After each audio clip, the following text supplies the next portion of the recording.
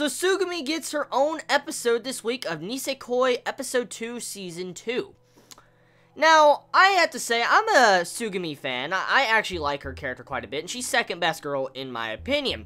Just getting to see in this episode how she had an episode to herself, and we get to see some really cute things going on in this episode. I have to say, I enjoyed it, but I could see how Shaft went off the wall with this episode. Like, Shaft went back to their standard self of how they normally are. I mean, in the last week's episode of Episode 1 of Season 2 of Nisekoi, they were kind of tame. I mean, I saw the Shaft style, but they were kind of tame compared to how they usually are. And you clearly saw in this episode, Shaft is just going off the wall with her animation. Like, I noticed when I was watching this episode, there was a lot of different scenes, especially with the backgrounds that just was Shaft, standard fucking Shaft, like with the head tilts, like right at the beginning, like less than probably 2 minutes into the episode, less than that probably, you see how Sugumi's like tilting her head back and all that, and that's like standard Shaft. And then also the way the backgrounds are done with all the sparkles and crap, like my god, I forgot how sparkly Nisekoi was when it came to this anime series. Like, it's so damn sparkly.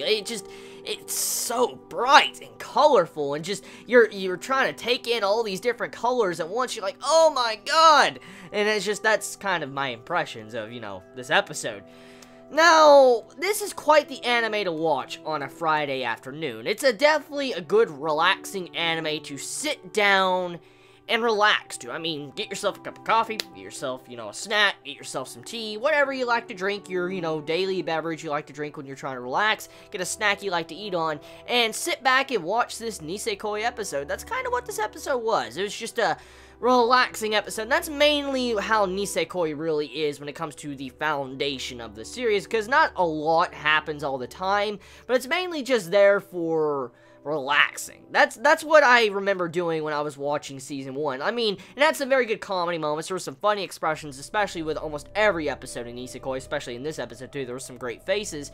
But when it comes down to the main point, Nisekoi is more of a chillax series. Just relax and enjoy the show. And that's kind of what it is. And also get to see all the damn beautiful sparkles. Like, my god. Like, Nisekoi is like 95% sparkles. That's what it is.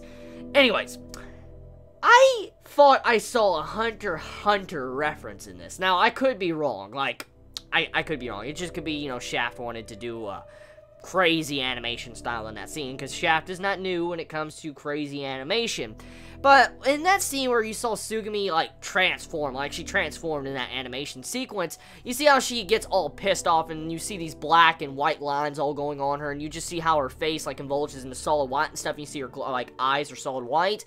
In that scene, that looked exactly like Hunter x Hunter's Gom scene, like from the episode 131. I think that's the episode. In that episode, Gom also has a similar situation with that similar animation style. Like, Shaft chose a very similar situation with the art style that came to that Hunter x Hunter episode, and I don't know if that was supposed to be a reference to Hunter x Hunter, since I don't know what chapter this is. I have no idea what chapter this is that was animated, but judging by how Hunter x Hunter's chapter was out for a long time, and if we factor in the time the episode came out, you know, last year, that episode of Hunter x Hunter last year, it came out around probably about the time right before, I guess, Nisekoi Season 1 started. I guess that's when that Hunter x Hunter episode came out.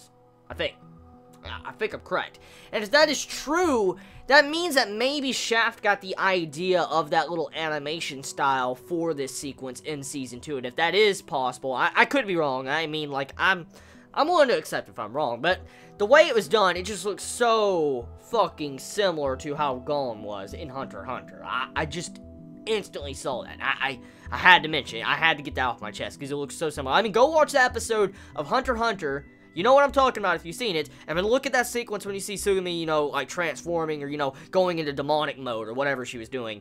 It looks like night and day. Like, it's completely intertwined. It looks similar. It really does. So tell me your thoughts, though. I mean, how do you feel about that? Anyways, I guess this episode overall, it was enjoyable. I had fun, you know, watching it. It's Nisekoi. I mean, you shouldn't expect, you know, much progression and romance progression, stuff like that. I didn't really, at the end of the day, when I sat down and watched this episode, I didn't expect Sugumi to give a kiss to Raku. I didn't expect that. It didn't happen either, but I didn't expect one because that's kind of how Nisekoi is. I mean, I've been told that this series doesn't have barely any progression, which is kind of sad. It's kind of sad, but I mean, it's still a good series. So tell me your thoughts. You all have a wonderful day or not, wherever you live. Please be safe. Chibi out.